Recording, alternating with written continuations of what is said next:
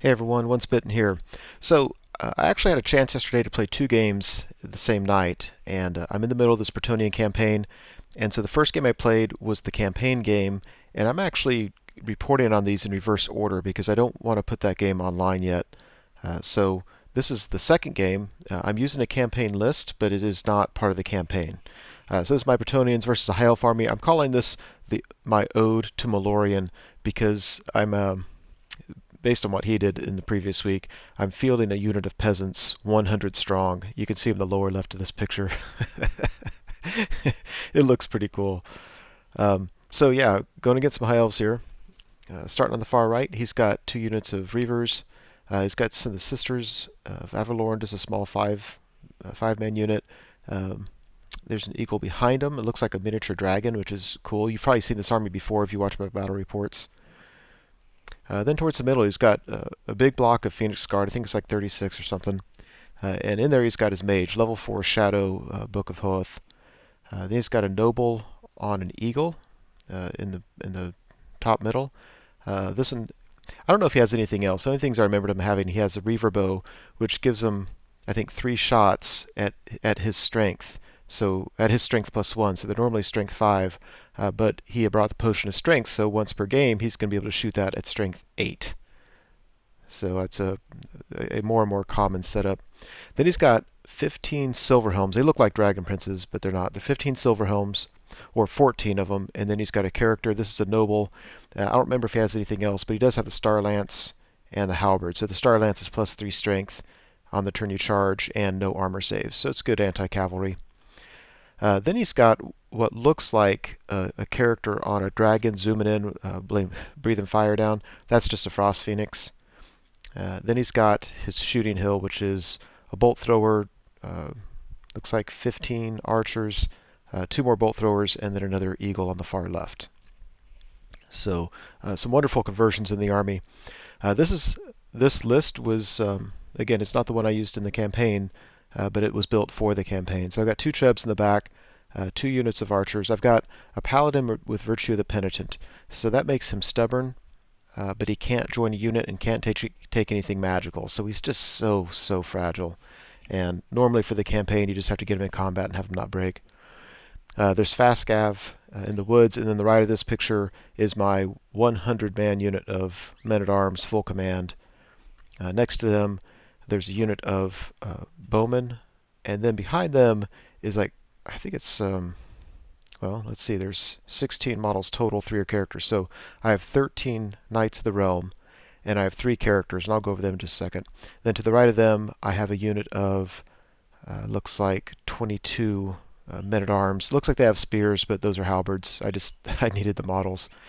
So 2 of my characters, I've got my Battle Standard Bearer. He's got the Virtue of Duty, so that gives you +1 combat res as long as the general is alive.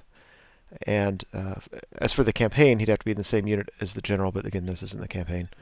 And then my general is the Green Knight model. He's got the Virtue of Empathy, which is completely wasted on your general, but it doesn't matter. There's a reason it's there for the campaign. And then he's got a rerollable armor save, 1-up, healing potion, and Sword of Might. Now again, I built this list for the campaign, and so because the Virtue of Duty guy needs to keep the general alive, the healing potion sounded like a good idea. It was weird though, because then when I built my spellcasters, I gave my prophetess the Lore of Life for kind of the same reason, and so it was overkill with the healing potion. So I'm not really sure what I was thinking. Anyway, she has a silver mirror, which is like a dispel scroll, but plus it puts a hit on the spellcaster. And then I've got a level 2 damsel, so that she has the prayer icon of Cornelis, which gives she can put it on that unit of men-at-arms. So not only do I have 100 men-at-arms, but now they have the same ward save as the knights. So there's another look at the units, with the characters. And then on my far right, there's a unit of bowmen that you might have noticed earlier. So High Elves won the turn to go first. They move up like you can see. It's almost as if they're not afraid of me. Both units of Fast Cav came up here. I know he's marching up to shoot at me. I'm assuming he's thinking he's going to cause a panic test and have me run off the board, which I think is a very good assumption. Otherwise, here you can see he's really coming after my trebuchets. And really, that's it. I mean, during the magic phase, I think I burned my scroll, but so nothing really happened on it. So Bretonnia turn 1. The first thing I wanted to do was reform the knights to get them in lance formation. I wanted them to be like that all along, but they wouldn't fit with the bowmen in front of them, and I wanted the bowmen there to be able to do some redirecting. So when I moved the bowmen up, I was able to reform the knights, and that was fine. This is a list that I'm not really looking to pounce on my opponent with. I've got 2 trebuchets that probably have 1 turn of shooting, but I've got the Lore of Life. I've got Dwellers Below, and the longer he stays away from me, that's actually kind of the better, because it gives me opportunities to weaken him, and that is one of the few things that'll take care of that unit of Phoenix Guard, because otherwise they're freaking unkillable. Over here, yeah, he shot at my archers, I think, and didn't kill any, which I don't know how that possibly happened. Anyway, so I just charged one of his units. I figure I had a better chance of charging him and just breaking him through combat res, because I have a charge and coming down a hill, and I have a better chance there than shooting at him. Because shooting at him, he'd get an automatic counter charge with his other unit. If you notice, the damsel, after I moved the bowman up, she went from the men-at-arms on the left to the men-at-arms unit on the right. And I just shuffled the one on the right to the left over a little bit so that she had the room to do it. And then I moved my knight unit up. So she popped the Paracon of Cornelis, and then she moved to the other unit. The other unit's designed just to be a bunker for her. She does have the Transformation of Gadon spell, so if they do have to get in combat, she at least has the chance to pop that and make that a very viable combat unit. There's the horde of peasants. I don't know if I would play this all the time, but I actually really like the look of 100 men-at-arms. Yeah, looks pretty cool. On the far left, I charge bowman at another eagle for the same reason. I could try to shoot at him, but I don't know. I think my odds are just as good as better to charge and try to break him through combat res. This guy, I just marched him up. If this was the campaign, I would have charged the Frost Phoenix and would have died, and that would have got me that virtue as long as I at least got a draw in the game. For this, I just marched him up. I know he's probably going to die, but if he could just attract some shooting away from my knight unit, I'll be okay with that. We go to the magic phase, and I pull the brilliant tactic of throwing 6 dice at Dwellers Below, and it worked. So it should kill half the unit, and it actually didn't. He rolled just better than average for the Phoenix Guard, but the most important thing is that he lost his level 4 spellcaster with Lore of Shadow. I mean, that's absolutely, absolutely huge. I miscast. I think I rolled a 5, killed like 5 knights, and I was okay with that. I think that's a fair trade. So I might have put a wound on her, and I may not have. I think I rolled a 1 to wound her, so it didn't happen. So on the right, yeah, the bowman charged in. We exchanged wounds in combat, but I had a charge down a hill. I won. He failed. I couldn't run him down, but it did get me out of an easy charge by his other Reaver unit. Of course, he can just swing around and shoot at me, and you never know what's going to happen, but can't complain too much there. Charge the eagle here. He does 2 wounds to me. I do 1 wound to him, and let's see, I had a charge and a wound. He had 2 wounds, so it was a push, a tie. So if nothing else, he's not going after my trebuchets quite yet. High Elf turn 2. Yeah, he backs up. Now, Sisters of Avalorn are coming around the building, and everything else backed up. I actually was really surprised. I mean, I think he wants to pick his battles, and he was worried about I don't know. I don't know what he was worried about, because I think this list has so many weaknesses. Anyway, so he backs up, comes over to shoot at my men-at-arms. His Frost Phoenix charges my trebuchet. Here I felt a little bit dumb. Had I thought about it, I would have positioned the archers back a little bit so that he couldn't fit. But again, I don't think that would have mattered, because he could have flown to the left or right and then just wheeled a little bit to come into the trebuchet. So give myself a break there. Over here in combat, he only kills 1 of my guys, and then I kill him. So that's nice. I mean, they're going to die anyway to bow fire, but at least that eagle's off the table. After combat, yeah, the Frost Phoenix kills the trebuchet.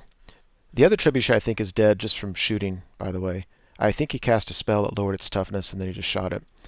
When the trebuchet died, both those peasant units failed their panic test and fled away from the nearest enemy unit. So the bowman and the yeoman but they're fleeing, and this is on his turn. And he noticed the stubborn knight is gone. He died to shooting.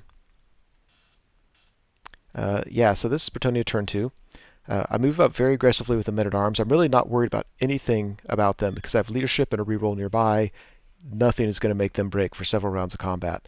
If my general and the BSB ever leave, then that unit's in trouble.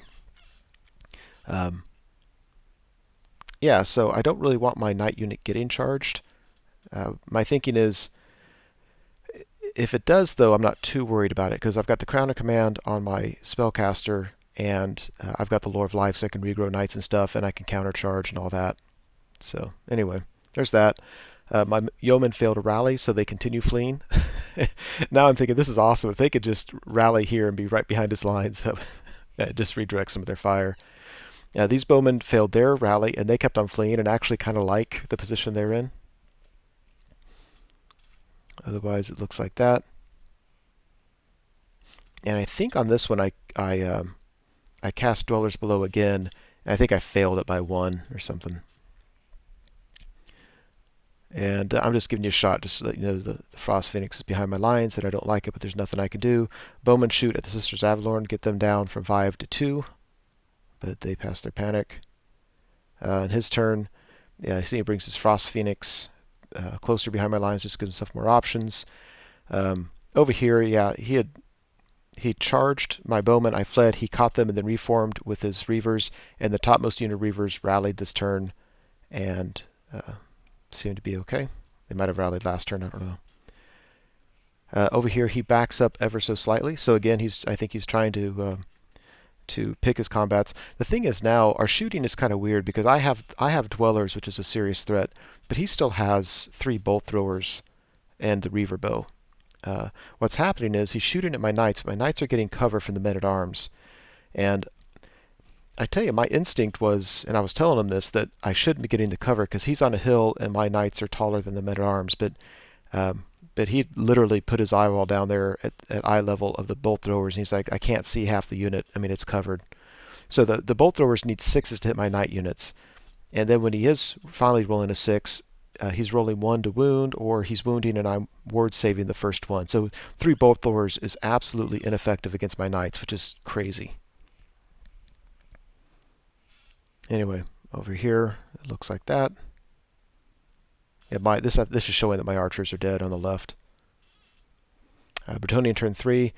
The archers on the top left failed to rally again, but only rolled a few, so they're sitting right in front of his knights, which is funny. I mean, if he charges them, you know, I'm just going to have to flee, and then he can redirect any way he wants.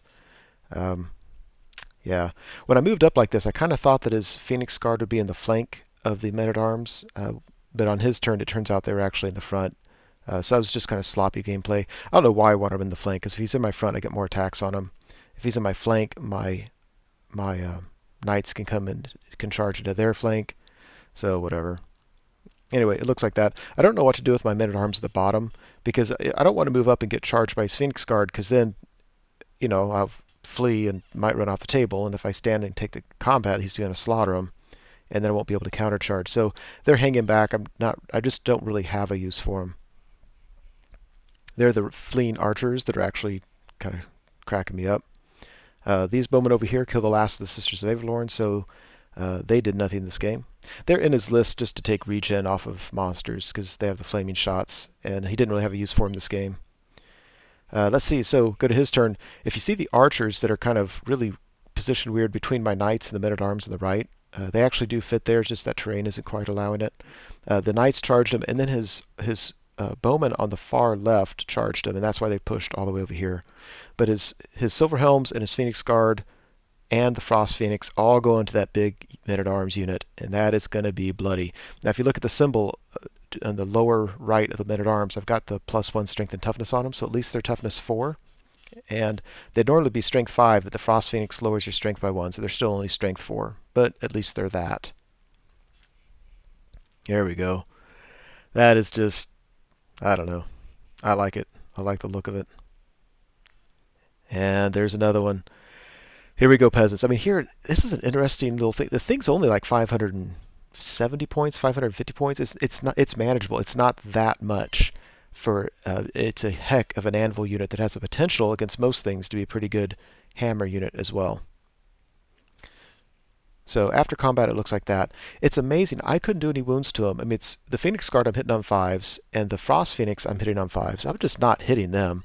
And of course, the Phoenix Guard are saving it.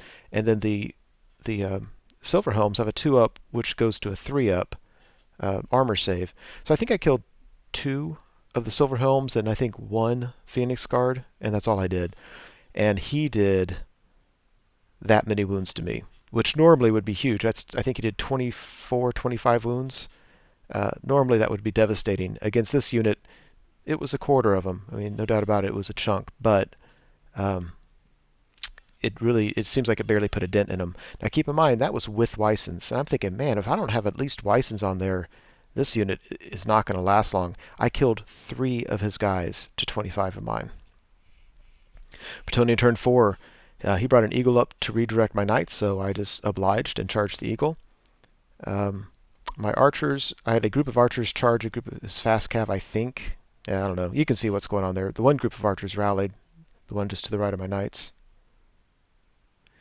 And there's the heroic charge by the knights. I know I'm going to kill this eagle. I'll get to reform, and I really don't know what I'm going to do. I don't really love the idea of going into the flank of those Phoenix Guard, because I think my attacks are just going to be wasted. I mean, they have a 4-up ward. It is so tough to get by it. One option is to reform in such a way that I can go past them and then charge the flank of the Silver Helms. And that's an interesting option I'm considering. So during the magic phase, again, he has no spellcaster, and that's huge for me. I roll something like 10 dice. I throw 5 at one spell, 5 at another, and he fails to dispel because I get the +4 and he doesn't get any pluses. So I get the Weissens off on the men-at-arms, and I also get Flesh to Stone, and that's huge. So the men-at-arms are now toughness 6. They're still only strength 4, but toughness 6 is absolutely huge. I think I kill a few more knights through the miscast and take a wound, but that's okay because she's Lore of Life, and I can get those wounds back. So after combat, it looks like that. You notice the men-at-arms have not been depleted nearly as much. The eagle's gone. I reform. I have options. I can charge the flank of the Phoenix Guard. I can charge the flank of the Silver Helms, and if that noble stays there, I could charge him. So I figure that's the best I can do. And this is a picture of my dead pile. So round 1 of combat, killing is in the top, and then the second round of combat, he only killed 6. So I cut it by 75%, and the addition of Flesh to Stone, which of course that is what that is supposed to do. Now another thing I should say too is that these guys have the ward save, right? When I took 25 wounds that first round of combat, I didn't make a single ward save. With 25 dice, I rolled 0 6s. The second round, I think I rolled 1 6. I mean, the wards, I was getting frustrated, not because men-at-arms were dying, but because when I take that ward save, I expect to save something. Anyway, that's enough complaining. High Elf turn 5. He moves his Battle Standard Bearer so he can shoot at my knights. And I don't really understand the positioning because I can charge him. And I don't know if he was trying to bait me into a charge, because he could have gone. I know he was trying to get short range and stuff like that, and maybe that's why he put himself where he did. But it seems to me that he could have put himself out of charge arc. But again, he's a Battle Standard Bearer. He needs a reroll for his troops in case he loses. I don't know. And the combat with the men-at-arms, when I get a +3 toughness buff, I actually do have a decent chance of winning combat, just because it's so hard for him to wound me. Anyway, he does double fast cav charge in this small bunker of men-at-arms. There's that. He fears me not a bit. And let's see. This is Bretonnia turn 5. So you can see on the right, the men-at-arms just tore up the 2 units of fast cav that came into him. One unit they killed completely. The unit in the flank, I think, just has 3 of them left, and they ran away. I decided to restrain and reform like this, because my thinking here is I charge the knights out of the way, and then I charge the men-at-arms into the flank of the Phoenix Guard, and then I turn her into a Mountain Chimera and Mountain Chimera. But what happened is when I charged with my knights, his noble fled. I didn't need much to catch him, but I failed. I rolled like a 1, a 1, and a 2, and so then that had the men-at-arms charge fail as well. So felt that was somewhat unfortunate. The fortunate thing was when he shot with the Reaver bow, he didn't do much to me. Archers killed 2 of the remaining 3 fast cav. These are the guys fleeing towards my right side of the table. Here's the dead pile. So there's been 4 rounds of combat, 25 the first round, 6 the second round, 5 the third round, and then 9 the fourth round. Kind of crazy. Lots of dead men-at-arms. High Elf turns 6th. This guy needs Snake Eyes. He doesn't get it, but I'm thinking he's going to save all the points unless I can shoot him. He rallies his Battle Standard Bearer. And over here, yeah, it's a shame I missed, I think, 1 or 2 pictures after rounds of combat, because this is just fun. It's taken so long to roll all the dice, especially with all his rerolls and stuff. But basically, he's really having a hard time punching through a +2 toughness buff and a +1 strength and toughness buff. And I'm really having a hard time killing him because I can't hit. And when I do hit, he's got an armor or a ward save.